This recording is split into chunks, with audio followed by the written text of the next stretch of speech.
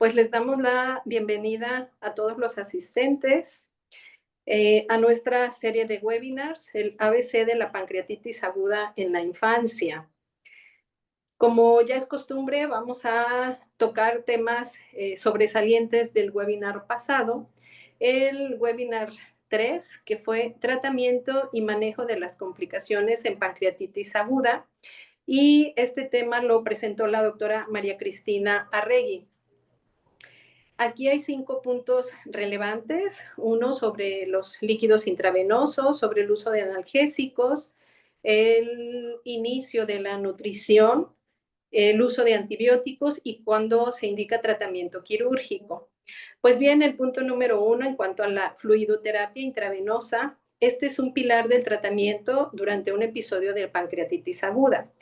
Se recomiendan soluciones glucosadas y cristaloides entre 1 y 2 veces más del requerimiento de líquidos. El punto número 2, los analgésicos no narcóticos como paracetamol, metamizol, ketorolaco o ibuprofeno pueden ser la primera línea de tratamiento para el dolor en pancreatitis aguda pediátrica. Pero bueno, sin embargo, se debe utilizar morfina intravenosa u otro opioide para el dolor de pancreatitis aguda que no responde a los analgésicos mencionados previamente. El punto número 3, la nutrición oral o enteral en pancreatitis aguda leve debe iniciarse de forma temprana, que le llamamos temprana en las primeras 72 horas del ingreso, con una dieta normal y no es necesario que los valores séricos de amilasa y lipasa se normalicen. Se debe considerar la nutrición parenteral solo en casos donde la nutrición enteral no sea posible por más de 5 a 7 días, por ejemplo, cuando hay íleo, fístulas complejas y síndrome compartimental abdominal. El punto número 4, el uso profiláctico de antibióticos no está indicado en pancreatitis aguda, independientemente de su gravedad. Estarán indicados en pancreatitis necrosante infectada o en colecciones extrapancreáticas infectadas. Y el punto número 5, la indicación de cirugía. ¿Cuándo? Pues cuando hay mala respuesta al tratamiento médico, cuando hay un deterioro clínico progresivo, cuando hay disfunción multiorgánica y o colecciones necróticas infectadas. Una indicación temprana para cirugía es el síndrome compartimental abdominal. En el tratamiento de colecciones necróticas agudas, incluso en necrosis infectada, se recomienda un abordaje tardío a las 3 o 4 semanas. Y cuando es necesario el drenaje o la necrosectomía, se prefieren los métodos no quirúrgicos, ya sea endoscópicos o percutáneos. Y pues por último, la mayoría de los pseudoquistes se resuelven de manera espontánea entre el tercer y cuarto mes de evolución. Y cuando se requiere de drenaje, el tratamiento de elección es el endoscópico o el percutáneo. Pues estos son los puntos sobresalientes del webinar pasado. Vamos ahora sí a iniciar con nuestro cuarto y último webinar, el cual es escenarios en práctica clínica. Este último webinar va a estar a cargo de 2 de nuestras doctoras, la doctora María Gómez Nájera y la doctora Laura Esther Flores Font. Va a iniciar la doctora Mariana Gómez Nájera. Ella es pediatra con especialidad en gastroenterología y nutrición pediátrica, avalada por la Universidad Nacional Autónoma de México.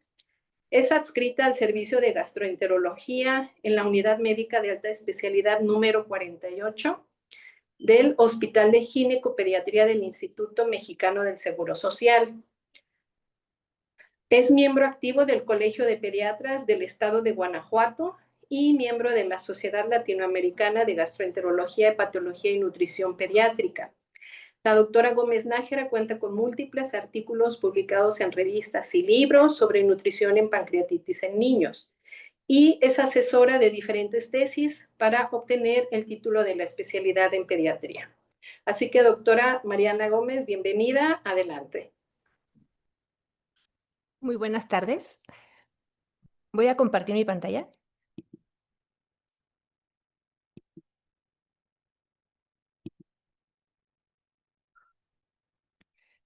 Muchas gracias. Agradezco la oportunidad de compartir con ustedes este caso. ¿Se observa bien la presentación? Ok, muy bien. Bueno, iniciamos. Se trata de una paciente que tiene 12 años de edad, del sexo femenino, con un estado nutricio. Si nos tomamos su peso y su talla al ingreso a nuestro hospital, de acuerdo a la percentila del IMC con sobrepeso, y tiene un diagnóstico de una leucemia linfoblástica aguda que inició de forma previa el tratamiento con prednisona, vincristina, quimioterapia intratecal y L-asparaginasa. Cabe mencionar que en el mismo mes donde inicia este tratamiento se presenta la evolución que vamos a comentar, llevando en este momento la cuarta dosis de L-asparaginasa.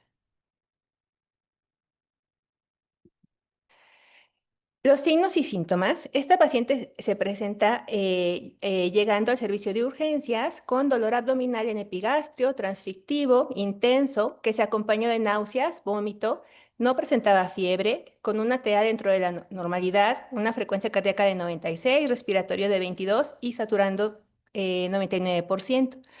Se corrobora que no hay fiebre, se toman los laboratorios iniciales considerando todos sus antecedentes y se encuentra con una amilasa de 1055, una lipasa de 6398, una hemoglobina de 12.4, leucos de 1810, neutrófilos de 130, plaquetas de 71.000, una deshidrogenasa láctica de 428, una glucosa de 84, BUN de 26.6, creatinina de 0.5 y calcio de 7.3. En estos laboratorios, pues podemos observar que su biometría hemática, pues tiene ya ciertas alteraciones que son esperadas por el tratamiento que ella está recibiendo por su manejo de base. Se solicita una imagen de ultrasonido donde se encuentra con dificultad para observar lo que se buscaba, que era observar el páncreas por el gas interpuesto, pero no se encuentran más que en la imagen del cuerpo, ciertas alteraciones. Voy a mostrar la imagen. Entonces, lo importante aquí es que 9 días previos inició con la primera dosis de L-asparaginasa y 2 días previo a que llega a urgencias fue la cuarta dosis. Entonces tenemos esta imagen del ultrasonido. Aquí, la verdad, la ecogenicidad todavía no está con grandes alteraciones. No es posible encontrar o ver las dimensiones completas del órgano, del páncreas.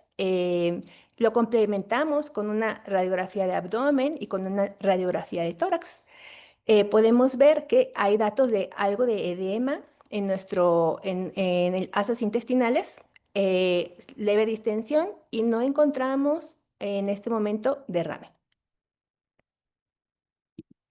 La paciente se ingresa. En su segundo día de evolución intrahospitalaria, dado que el manejo inicial que se consideró por el servicio de urgencias y de hematología fue colocar una sonda nasogástrica, iniciaron al día siguiente la prueba de ver si toleraba dieta líquida, dado que disminuyó el dolor abdominal, no presentaba ya náusea o vómito. Entonces, clínicamente había cierta mejoría de esos síntomas que la llevaron a la atención a urgencias. En el día 2 se repitieron laboratorios, encontrando la amilasa en 1103, la lipasa en 4000, la deshidrogenasa láctica en 537, la glucosa en 109, el BUN en 21, la creatinina en 0.7, una albúmina de 2.3 que no teníamos al ingreso, valores, y el calcio en 7.6.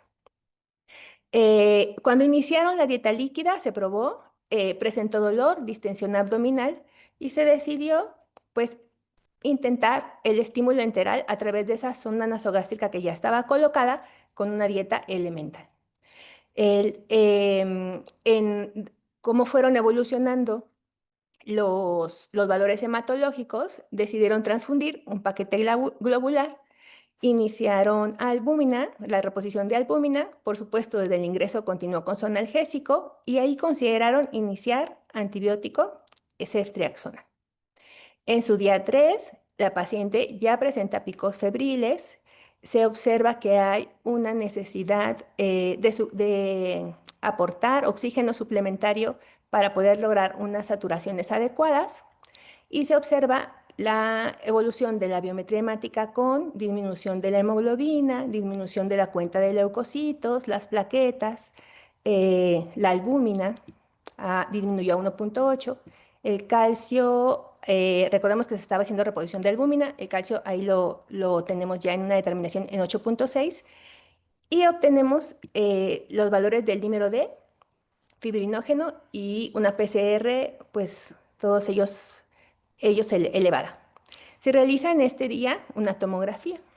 En esta tomografía, que voy a mostrar ahorita las imágenes, pues se concluye que hay un Baltasare con datos de necrosis pancreática, que hay datos de hilio, con una pared de colon engrosada y hay derrame pleural. La paciente clínicamente presenta datos de que hay falla en su sistema respiratorio, por lo que se valora por terapia intensiva y pasa a esa unidad para su manejo. Lo que vemos en este momento pues es que hay efusión pleural, que corresponde a la clínica que está presentando, a la disminución que presentó pues, de la albúmina en su laboratorio de control. Y en la tomografía, bueno, se corrobora que tenemos en las flechitas azules vemos que tenemos estos datos del derrame pleural con predominio izquierdo, que hay zonas con atelectasia. Se observa un hígado hipodenso, con lo que se comenta que es un hallazgo de esteatosis hepática. Hay varios pacientes que tienen tratamiento, una enfermedad hematológica y tratamiento por quimioterapia, se puede ver la presencia de este. Vemos cómo es hipodenso en relación a cómo se observa el vaso, que está marcado con la flechita blanca. Y en los cortes podemos ver líquido libre alrededor de lo que es ya en las fosas ilíacas, alrededor del útero. Llama la atención cómo observamos el intestino. Recordemos que es una paciente que tiene una cuenta de neutrófilos que está hacia abajo. Entonces estamos observando en la flecha amarilla nuestro intestino delgado con los datos de edema de su pared y en este corte podemos observar un corte que se sitúa a nivel de colon que también muestra edema importante en la luz de colon. Y bueno, pues lo que buscamos, ¿verdad? ¿Cómo está nuestro páncreas?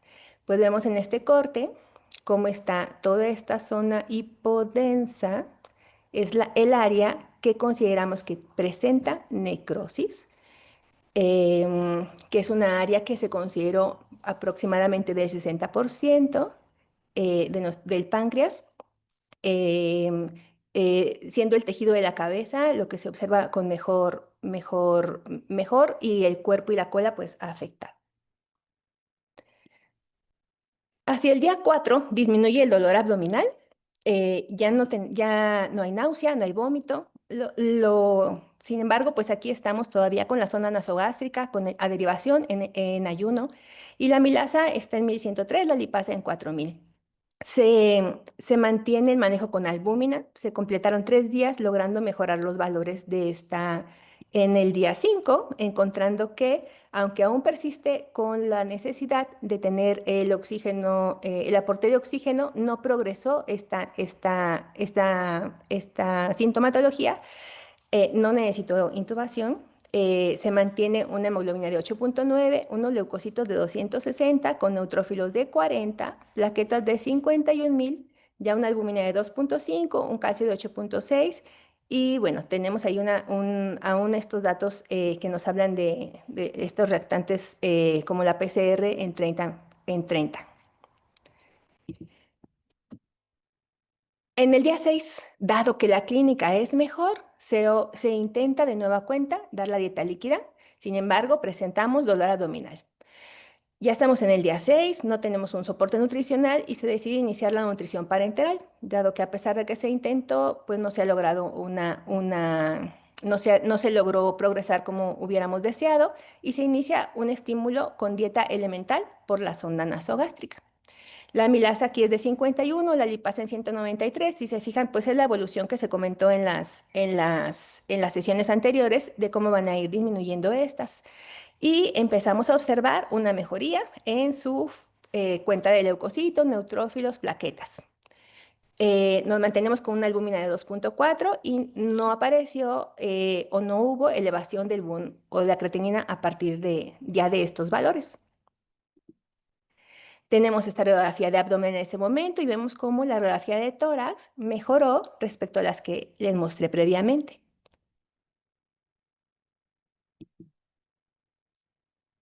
Nos vamos al día 11, que es un momento importante, dado que estamos iniciando o pasamos de esta estimulación a través de la sonda nasogástrica, esta estimulación enteral, a una dieta líquida y de ahí a una dieta blanda. Ya tolera nuestra paciente. Tenemos, si se fijan ya, unos leucocitos de 7.490, plaquetas de 133.000, tenemos una glucosa en 138 y se hace el destete de la nutrición parenteral.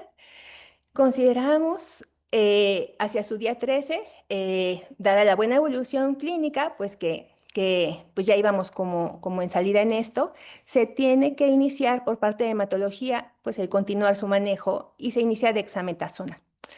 Ahí se observan los picos, la elevación de la glucosa. Entonces empezamos con elevaciones en esta glucosa capilar que se toma de control de forma rutinaria y en las glucosas centrales.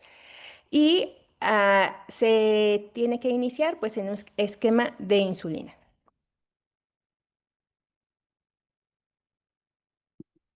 Ya la paciente a partir del día 11 se encuentra tolerando la dieta vía oral, progresó sin ya ningún problema, no hubo un retroceso en esta parte de la evolución y se queda hospitalizada ya en un área de cuidados de hematología para retomar cómo se van a hacer el planteamiento de su manejo para su enfermedad de base, que es la leucemia linfoblástica aguda.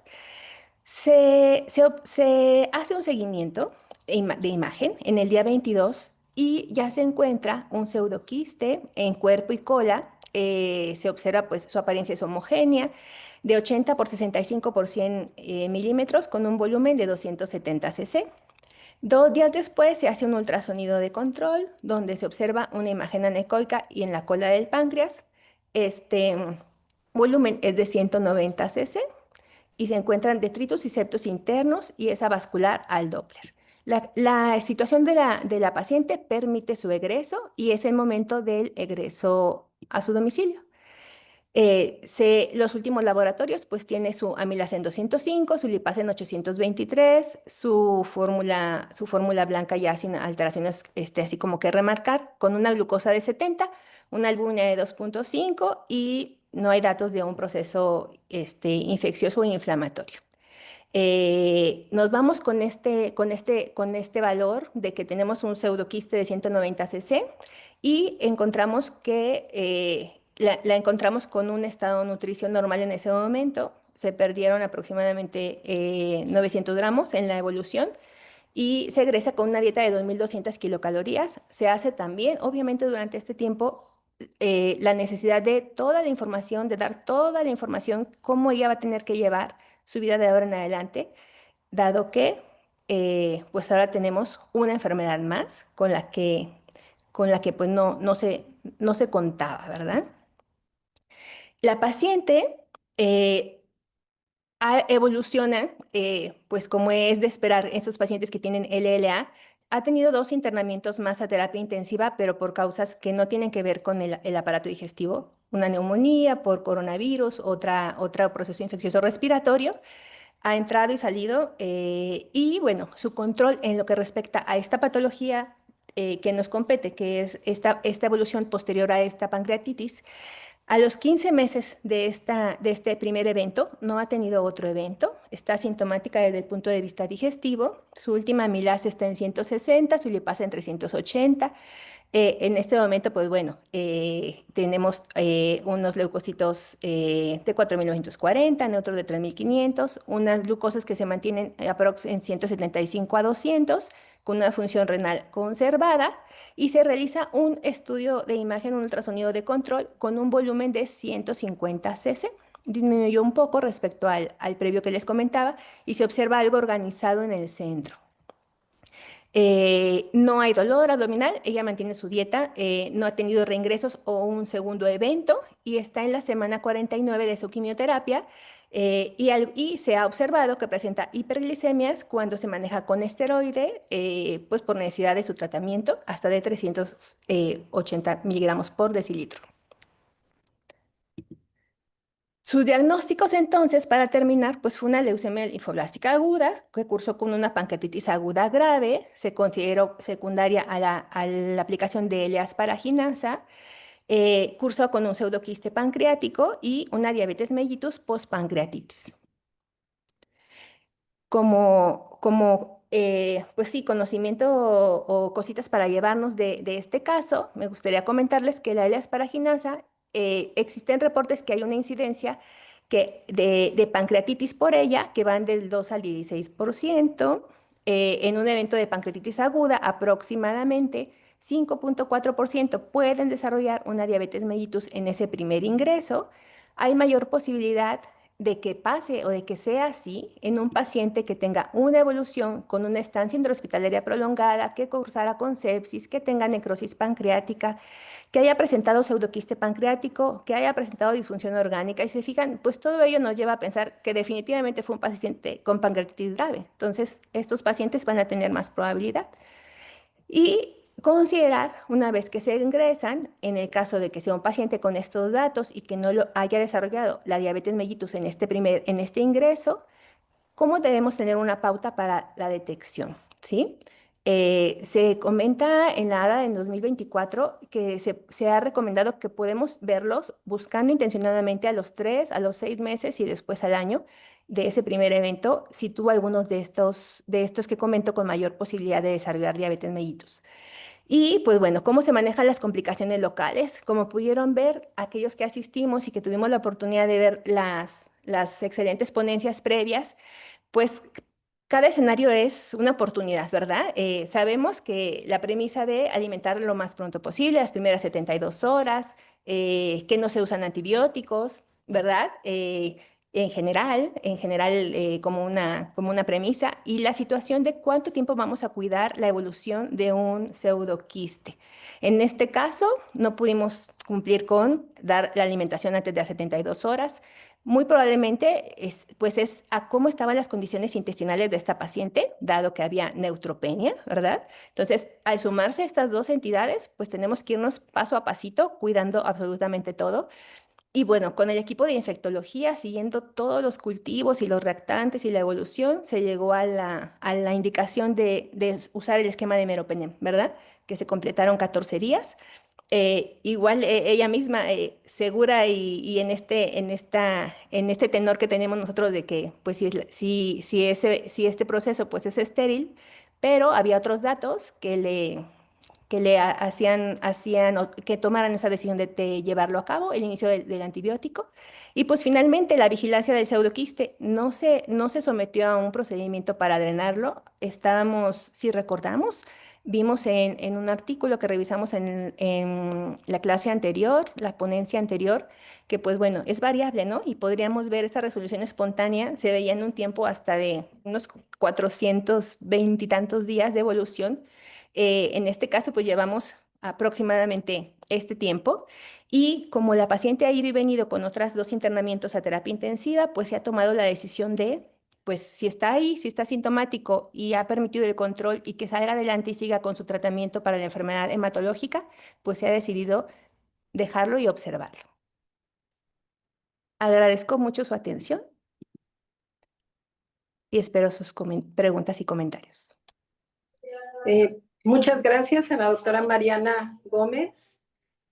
Pues un caso, pues digamos, muy didáctico, clásico de pancreatitis aguda en pacientes que están recibiendo quimioterapia, siempre pues L-asparaginasa como pues la principal causa en estos pacientes y que, bueno, la mayoría de estos pueden tener una evolución de gravedad, como fue en este caso, y que incluso, bueno, recordando en los otros webinars sobre factores de severidad, pues ahí vimos que tenía un boom elevado, mayor a 20, que era pues un factor de severidad, la lipasa mayor a 7 veces, que ya nos estaba anunciando pues la severidad de este caso.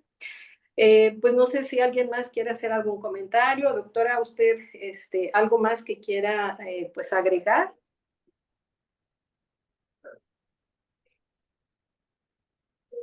Bueno, yo creo que todos los que nos ha tocado tener esos pacientes, de verdad que se vuelven para nosotros una oportunidad de un gran aprendizaje, ¿verdad? Eh, Creo que eso sería, eso es algo importante y conforme vamos sumando caso y otro caso y otro caso, pues vamos tomando como esta, este justo tiempo, esta medida de cómo intentar, qué tanto intentar, saber que es importante tratar de evitar esa isquemia intestinal a través de ese estímulo enteral, ¿verdad? Pero si de alguna forma vigilamos y tenemos evidencia de que hubiera alguna afección a nivel intestinal, pues tendríamos que tomar esa pausita, ¿verdad? Esperando que otra condición podríamos mejorar para favorecer la tolerancia intestinal o la tolerancia de la alimentación enteral, que fue lo que aquí pasa. No todos en sus centros tendrían también la forma de tener un drenaje percutáneo en cuanto al manejo, pues sí, no invasivo, por así llamarlo, de los pseudoquistes. Entonces, como dicen, bueno, acá sí decimos, a veces hay que hacer lo que mejor sabemos hacer, ¿verdad? Y en este caso, pues bueno, lo que consideramos, intentando que pudiéramos dañar menos la evolución de la paciente en cuanto a recibir su tratamiento de quimioterapia, que está ella pues luchando por salir negativa, por poder tener remisión de esta enfermedad, pues se ha decidido vigilar así. Eh, no sé, me gustaría saber si alguien tiene alguna experiencia de otro tipo o alguna sugerencia. Les agradezco. Sí, está abierto el micrófono y aquí, bueno, aquí está una pregunta. Dice, en el seguimiento del pseudoquiste, ¿le hicieron imagen de control? Sí, sí, sí, sí. Sí, se tiene la imagen y ha reducido, comentaba el último volumen, que es de hace un mes, es de 150 cc. Entonces, de una imagen a otra, sí hay una reducción en el volumen. Y mientras no dé otras complicaciones, otras manifestaciones, el manejo es expectante. Pues es lo que nosotros consideramos, dado pues toda la complejidad de la paciente hasta este momento, ¿verdad? Bien. Dice aquí otra pregunta que si cambió el tratamiento, la medición seriada de las enzimas pancreáticas. En, no, como vimos en los webinars, realmente a veces se abusa, ¿verdad? De estar tomando diario amilacilipasa. Pero cuando estamos en servicio de otros servicios que son ajenos a gastro, yo creo que a todos nos pasa, terapia intensiva, por ejemplo, pues hay como ciertas rutinas que pues ellos mantienen y pues bueno, ¿verdad? Pero realmente no, aquí lo valioso es, o algo para comentar es, generalmente ustedes van a ver que la amilasa lipasa va a disminuir, como comentamos, hacia el quinto día van a ver que va a descender generalmente la amilasa, hacia el día 15 la lipasa, algo como en general.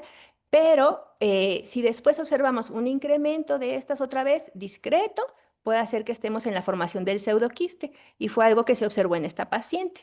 En- digamos, antes de egresar, siempre es algo adecuado en un paciente que tuvo una pancreatitis grave como ella, poder tener entre la tercera y cuarta semana una imagen para corroborar si ya se está formando un pseudoquiste y más si está siendo compatible con esa discreta elevación de la amilasa y la lipasa, ¿verdad? En este caso se suma también la alteración de la glucosa, ¿verdad? Entonces, bueno, pero bueno, un tip, digamos, o algo que todos tendríamos que hacer es, si tenemos un paciente que evolucionó así prolongado, entre la tercera y cuarta semana, sí tendremos que tener una imagen para estar seguros que no esté formando ya el pseudoquiste en casos como estos.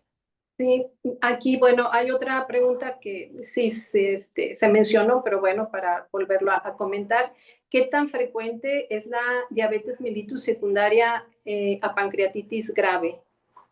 Sí, hay una revisión, un artículo muy bonito que es de febrero del 25, que nos hacen una revisión muy grande y ellos comentan que es aprox del 5%, encontrándola, presentándola durante su internamiento. Y se revisan aquellos que se egresaron y luego regresan y el porcentaje puede variar en ese otro internamiento y baja un poquito como al casi el 2,9, 3%.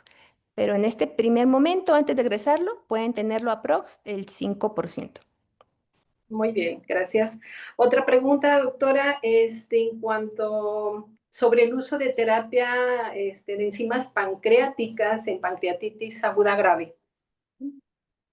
La verdad, yo no tengo experiencia en utilizarlo. No sé si alguien más de los que estamos acá Ya va que ser en el, en nuestro grupo de páncreas, pero nosotros no las utilizamos en los eventos de pancreatitis. Ujú. Si quieren les cuento un poco, nuestra experiencia acá, por lo menos en el Ludovica, en La Plata, tuvimos varios casos de 3 o 4 de pancreatitis grave por asparaginasa, porque también es centro de referencia así de enfermedades oncohematológicas. El último fue muy parecido al tuyo, pancreatitis grave, No se pseudoquista conecta. como consecuencia, que incluso hubo que drenarlo. Y en realidad durante el episodio agudo no vas a ver la insuficiencia pancreática exócrina porque es un paciente que esto está ayunado, lleva tiempo realimentarlo, no tiene deposiciones. Lo que uno va haciendo a medida que el paciente va mejorando es pesquisar si te hace o no en el transcurso la insuficiencia exócrina y endocrina. La endocrina es lo que comentó la doctora midiendo las glucemias, y la exócrina, una vez que el paciente va teniendo deposiciones, recién ahí uno puede pedir una elastasa en materia, primero el estatocrito, si el estatocrito está elevado, ahí vas a pedir la elastasa en materia fecal. Y si tenés 2 determinaciones por abajo de 100, ahí puedes decir que tiene una insuficiencia pancreática exócrina y ahí estaría indicado el uso de enzimas pancreáticas. Pero eso lleva tiempo, porque por el mismo cuadro clínico del paciente, hasta que tenés esas determinaciones, va a tardar. Pero si una vez que vos tenés constatada la elastasa baja, que constataste la insuficiencia, están indicadas las enzimas pancreáticas.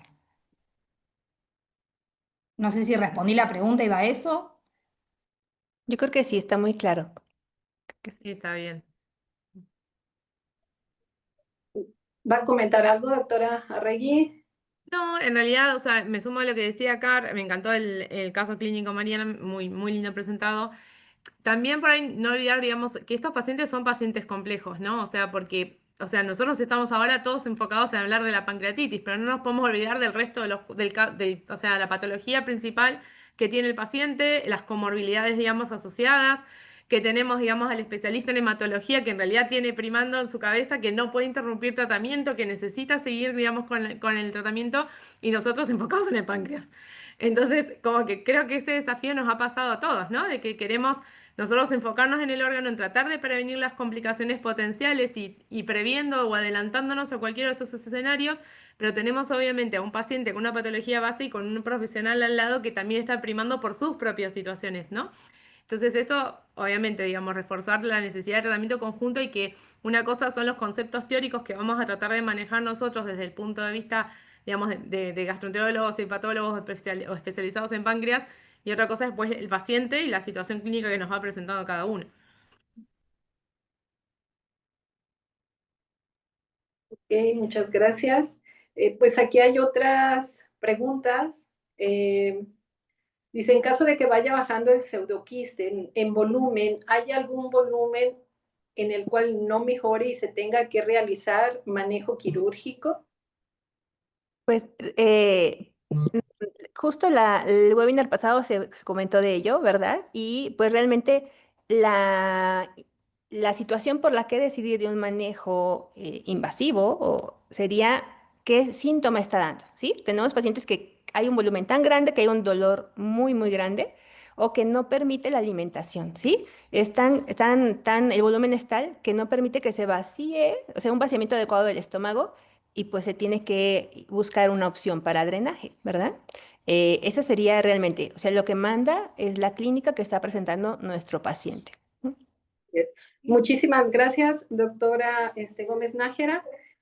Pues vamos a continuar con el siguiente caso clínico. Dejo el micrófono a la doctora Carmen Alicia. Muchas gracias, doctora Alejandra. Muchas gracias, doctora Mariana, por el caso. Muy interesante. Hay más preguntas, comentarios, pero bueno, por cuestiones de tiempo, está la doctora Laura Esther Flores Fong, que también nos hará favor de presentar otro caso muy interesante. Entonces vamos a dar paso a ese segundo caso. La doctora Laura Esther Flores Fong es médico cirujano y partero, egresado de la Universidad de Guadalajara. Es pediatra, egresada del Hospital Civil de Guadalajara, el Hospital Juan y Menchaca. Gastroenteróloga pediatra por la UNAM, egresada del Instituto Nacional de Pediatría. Tiene la maestría en Educación en Ciencias de la Salud por la UDG. Es miembro del Sistema Nacional de Investigadores, del Colegio de Pediatrías de Jalisco y es médico adscrito y profesora titular de la especialidad de Gastroenterología y Nutrición del Hospital Civil de Guadalajara, doctor Juan y Menchaca. Le damos la bienvenida a la doctora y si por favor pudiera compartir pantalla.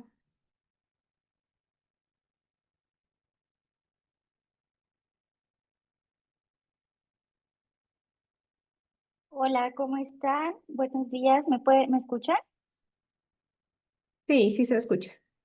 Bueno, pues agradecerles esta invitación en este webinar de el ABC de la pancreatitis aguda en la infancia.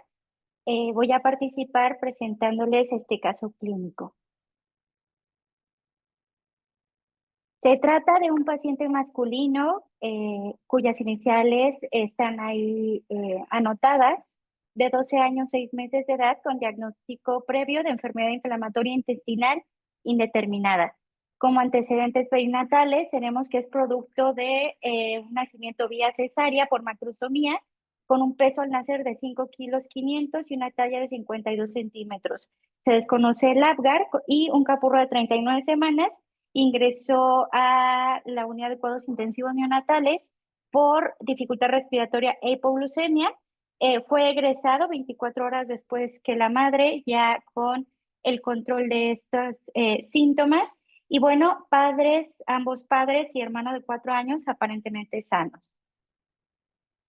Acerca del principio de evolución del padecimiento de este paciente, pues en el año 2015, el paciente tiene casi 3 años de edad y presenta sangrado de tubo digestivo bajo anemizante. La madre refiere que desde el año de edad tiene estos síntomas y bueno, acude al servicio de urgencias en este momento, de urgencias pediatría, después es derivado al servicio de gastroenterología pediátrica y finalmente diagnosticado con enfermedad inflamatoria intestinal a los casi 3 años de edad a través de una colonoscopia, endoscopia y anticuerpos y se inicia tratamiento con mesalazina y prednisona. En el 2016 el paciente continúa, o bueno, tiene un evento de recaída, continúa con mesalazina y prednisona y se decide cambiar tratamiento a azatioprina. El año siguiente, en 2017, se suspende azatioprina, se desconoce la causa y se reinicia tratamiento con prednisona y mesalazina.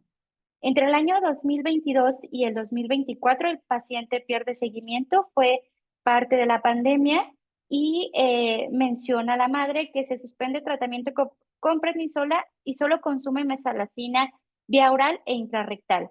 En 2024 presenta un evento de recaída, se suspende mesalazina y se inicia prednisona. El paciente vuelve a perder seguimiento, está casi todo el 2024 con ese tratamiento, regresa para una endoscopia y colonoscopia. En esta última procedimiento, el servicio de patología menciona que hay lesión en todo el colon, pero que sin embargo la celularidad es compatible con una enfermedad de Crohn. Entonces, continúa siendo una enfermedad inflamatoria indeterminada, sin embargo, por los hallazgos histopatológicos, se continúa considerando el tratamiento como enfermedad de Crohn. En el mes de febrero del 2025, el paciente presenta un nuevo evento de recaída y se indica azatioprina. Y una situación que es curiosa es que para la siguiente cita, que fue a finales de febrero del 2025, la madre menciona no administró este medicamento porque tiene temor a los efectos adversos que este puede presentar. Desconocemos si están asociados a la administración de azatioprina en 2017. Para principios de marzo del 2025 se inicia finalmente la azatioprina y 9 días después el paciente inicia con dolor abdominal en epigastrio, vómitos gastroalimenticios y un evento de fiebre de 39 grados centígrados. La madre maneja con paracetamol e hidratación oral, sin embargo, el dolor se hace cada vez más intenso y decide llevarlo a urgencias.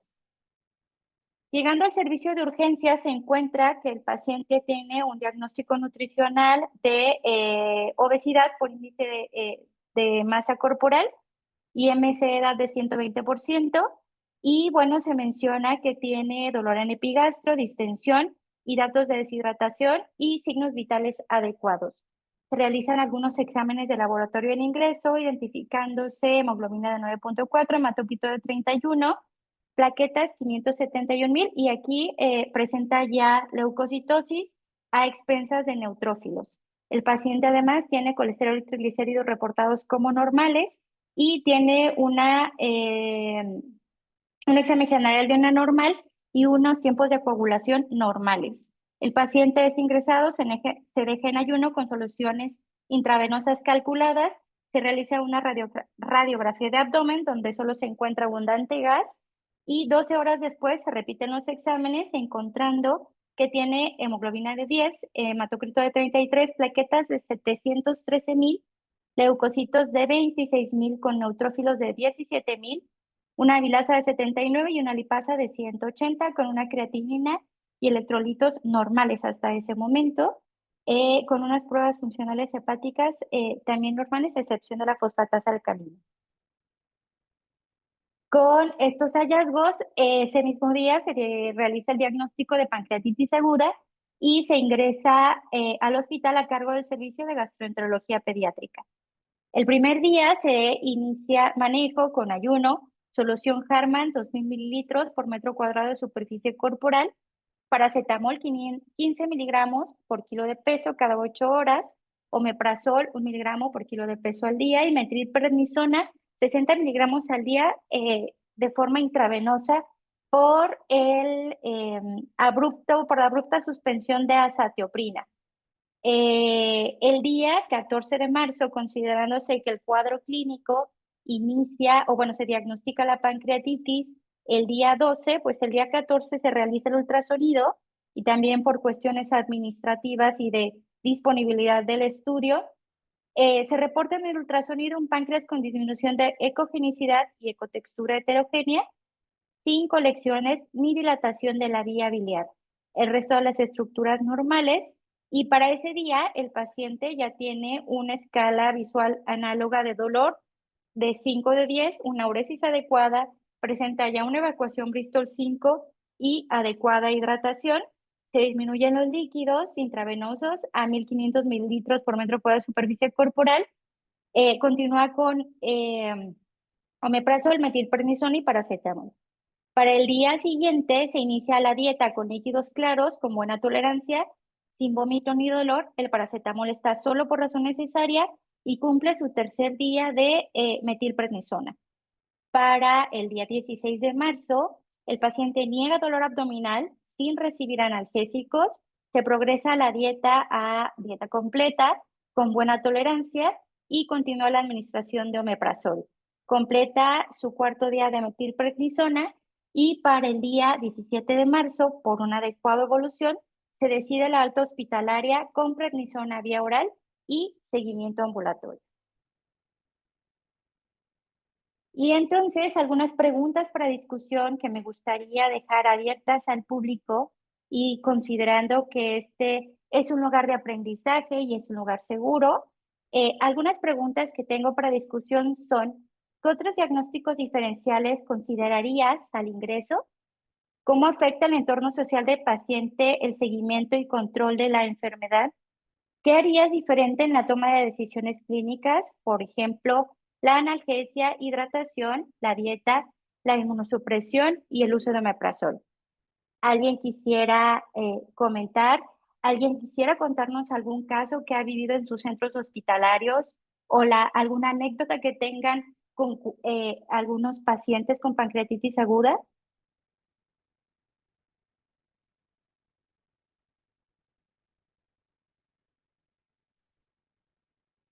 Bueno, como los veo muy tímidos, ¿qué les parece si empiezo yo a comentarles acerca de la experiencia en el centro donde yo laboro y particularmente con este paciente?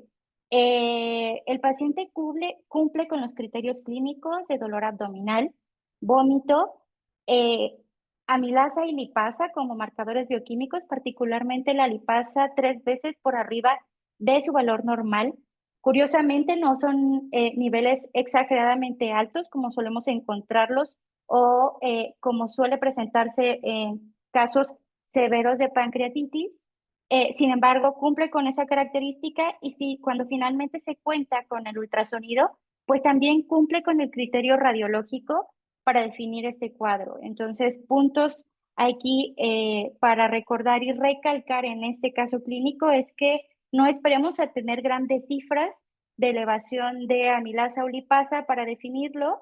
Las manifestaciones clínicas están claras y presentes y bueno, que el ultrasonido fue el estudio con el que se contó y que definía la presencia de hallazgos compatibles. Entonces, si existiera alguna duda clínica o bioquímica para el diagnóstico de pancreatitis, siempre hay que considerar realizar un desempate o completar el diagnóstico con el estudio radiológico. En el caso en el que la clínica no sea posible valorar, por ejemplo, pacientes que están en cuidados intensivos y que están bajo el efecto de pseudoanalgesia y lo único que tenemos son aumento en las demandas de aminas vasoactivas, aumento en las demandas de parámetros ventilatorios, fiebre, poca respuesta a antibióticos. Entonces hay que considerar que este paciente puede tener una pancreatitis aguda asociada a una inflamación sistémica, al uso de medicamentos, incluso a la causa de su hospitalización en la terapia intensiva. Y para este caso es indispensable contar con las enzimas pancreáticas, pero también considerar una imagen para completar 2 de 3 criterios. Y bueno, ¿qué otros diagnósticos diferenciales consideraríamos al ingreso? Pues definitivamente por el antecedente del paciente de una enfermedad inflamatoria intestinal y del uso de medicamentos inmunosupresores. Bueno, primero hay que considerar una recaída de esta enfermedad inflamatoria, otra por estar inmunosuprimido, que sea una infección gastrointestinal la que produce la fiebre, el vómito y el dolor abdominal en el paciente. Al ingreso se realizaron estudios de heces donde no se reporta el aislamiento de ningún germen y donde el paciente, bueno, la madre del paciente refiere que siempre tiene evacuaciones Bristol 5 prácticamente desde que fue diagnosticada la enfermedad inflamatoria intestinal y que no hubo variación en estas características. De este modo, consideraríamos menos probable la posibilidad de una gastroenteritis infecciosa como la etiología del cuadro actual del paciente. Acerca de cómo afecta el entorno social del paciente el seguimiento y control de su enfermedad, bueno, es indispensable este paciente que tiene una enfermedad inflamatoria indeterminada de inicio temprano, bueno, tenemos aquí que presentó diferentes eventos de recaídas porque fue complejo llevar al pie de la letra el tratamiento farmacológico y porque, bueno, se atravesó la pandemia y el paciente perdió seguimiento. Eso nos llevó a tener que escalar el tratamiento farmacológico y llegar a tomar la decisión de utilizar azatioprina.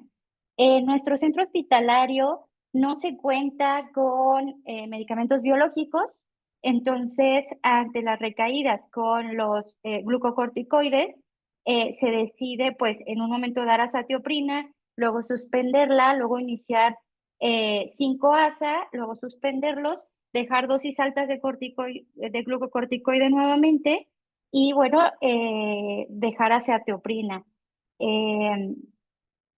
¿Qué harías diferente en la toma de decisiones clínicas?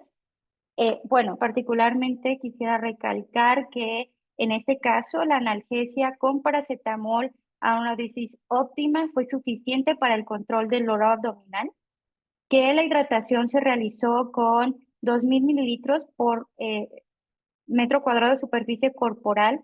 Siempre se corroboró que la uresis fuera adecuada y es importante recordar que de preferencia la hidratación se recomienda sea con Ringer lactato y si no se cuenta con este, considerar otros cristaloides. Y que si bien las pautas hablan de hiperhidratación para disminuir complicaciones y morbimortalidad asociada, es indispensable que el paciente que esté en hiperhidratación cuente con un seguimiento y un balance estricto de líquidos para, dependiendo de la uresis, las manifestaciones clínicas de hidratación y la evolución del cuadro clínico, consideremos hacer ajustes. La inflamación que produce la pancreatitis puede también generar hipoalbuminemia. Y si manejamos indiscriminadamente líquidos altos, podemos generarle al paciente complicaciones asociadas a la hiperhidratación.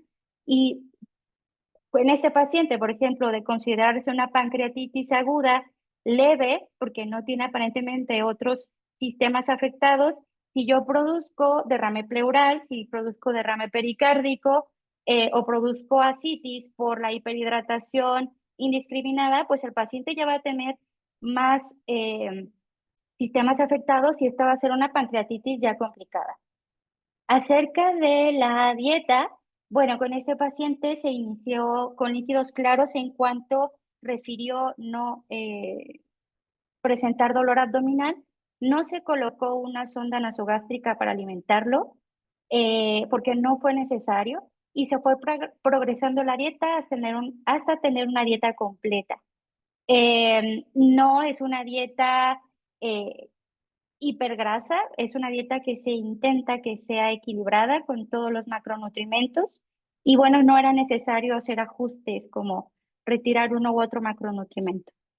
Acerca de la inmunosupresión, creo que este es el punto más interesante, bueno, que a mí me parece más interesante, porque el paciente presenta una enfermedad inflamatoria que ha sido de difícil control, que se suspende de forma abrupta la azatioprina y bueno, se teme un cuadro clínico de recaída de la enfermedad inflamatoria. Por eso es que se inicia metilprednisona y la verdad que fue una decisión compleja porque la metilprednisona pues tiene igual efectos adversos. Se hizo con cuidado, con vigilancia estrecha para tratar de evitar pues manifestaciones asociadas a enfermedad inflamatoria.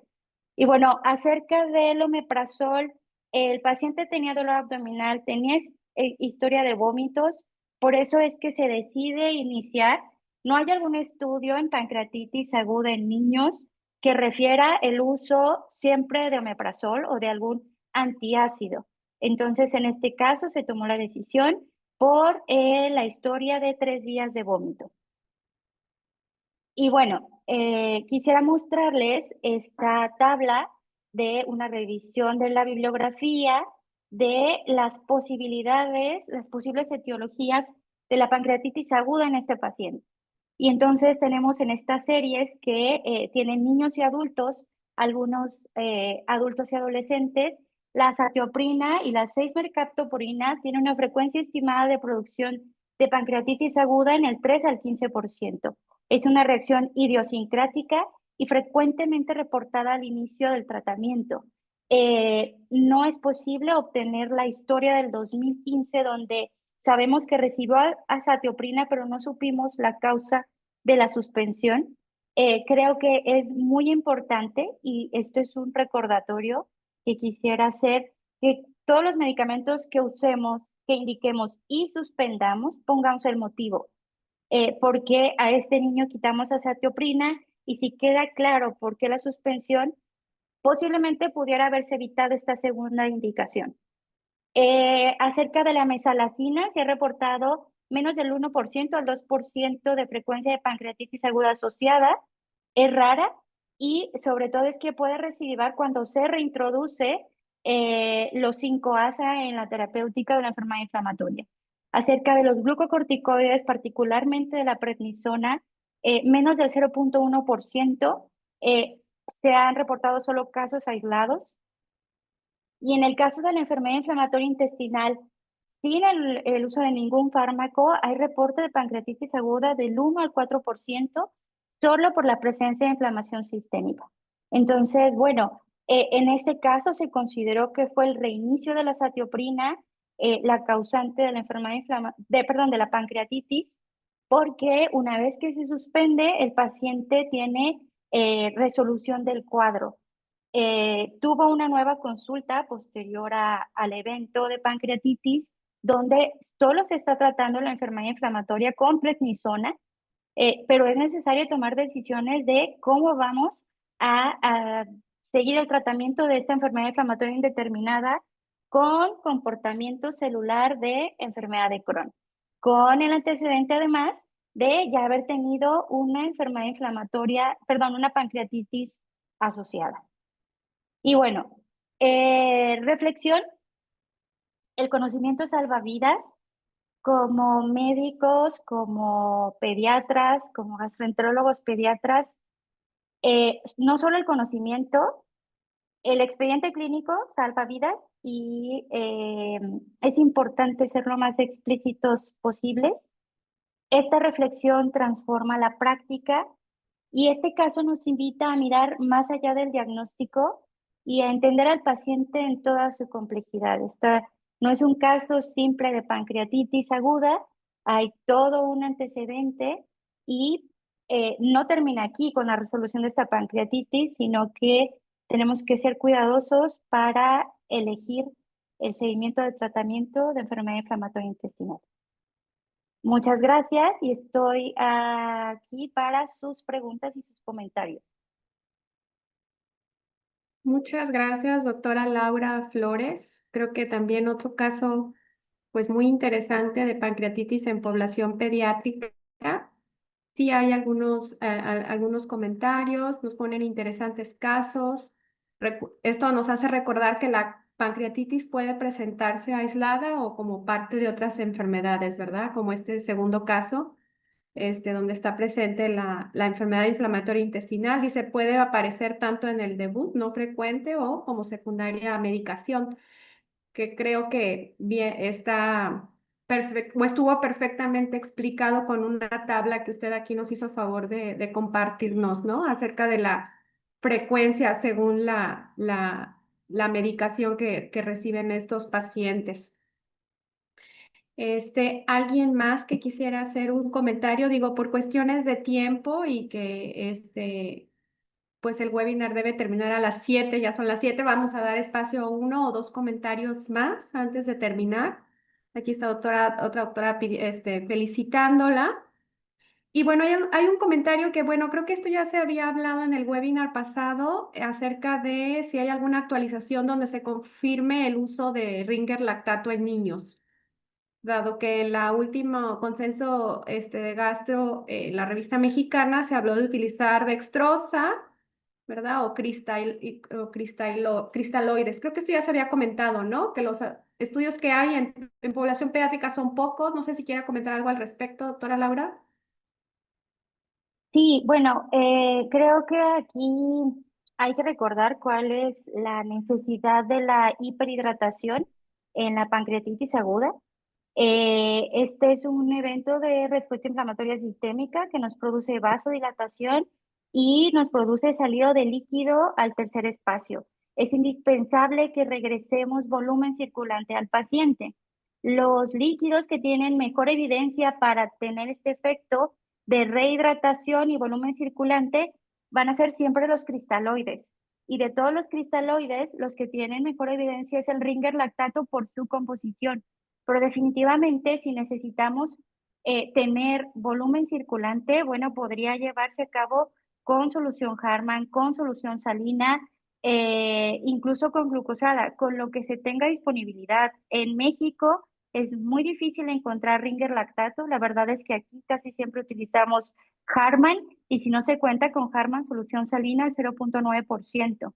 Entonces, sí faltan más estudios en niños, pero bueno, en el momento siempre preferir primero los cristaloides y después otro tipo de soluciones. No hay más estudios, no creo, bueno, es difícil que se generen en México ensayos clínicos con Ringer lactato porque no contamos con él, pero los demás acerca de la hiperhidratación habla de cristaloides y de un excelente y control y monitorización de la hiperhidratación con uresis media horaria y balance hídrico estricto para evitar complicaciones. Gracias, doctora. Y gracias por haber hecho el comentario de los IBP, porque en el webinar pasado, bueno, quedaron algunas preguntas pendientes por cuestiones de tiempo y precisamente recuerdo que esa fue una pregunta, que si se debían usar o no inhibidores de bomba de protones en pacientes con pancreatitis. Entonces creo que usted, con este último comentario que hizo en el momento de hablar del tratamiento, se pudo contestar también esa pregunta. Hay más felicitaciones, agradecen los casos que se compartieron. Y bueno, pues creo que por cuestión de tiempo, vamos a terminar este cuarto webinar del ABC de la pancreatitis aguda. Agradecemos a las dos ponentes del día de hoy, a sus casos tan interesantes. Digo, la pancreatitis las causas son multifactoriales, ¿no? Hay muchísimas etiologías, a veces eso lo hace muy difícil, pero bueno, creo que estos son dos casos muy interesantes que nos habla de cómo dentro de una de esas etiologías están los fármacos. Y bueno, por último, y para ya no quitarles más su tiempo, queremos comentarles que va a haber un segundo ciclo de webinars, pero ahora en relación a la pancreatitis crónica. Y bueno, serán también cuatro sesiones de 1 hora y les estaremos anunciando próximamente las fechas de esos webinars. Muchísimas gracias a todos los que nos hicieron el favor de conectarse y de estar con nosotros. Esperemos que se les hayan hecho unas sesiones sobre todo interesantes, de utilidad y, como bien hemos estado diciendo, de aprendizaje para todos nosotros. Muchísimas gracias.